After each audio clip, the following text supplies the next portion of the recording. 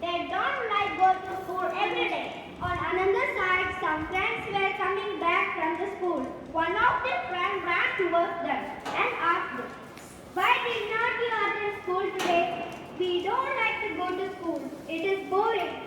"Okay, then how much marks did you get?" "I got 13 marks. I only have 11 marks." "I got 20 marks. The exam is out of 100 and only 11 and 13? Okay, we will inform our teacher."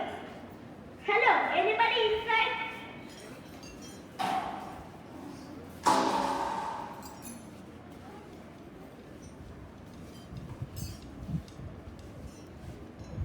Hello, anybody inside? I am Mr. Susto. What do you want? Is Arshida, Shivanand and Anna your children? Yes. Yes, sir. Why are you not sending them to school? I and my wife are having many work. I am unable to send them to school. There is no need to study. Sir, school gives us knowledge.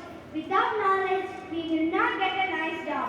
Without job, there will be no money. And if money is not there, then we will not have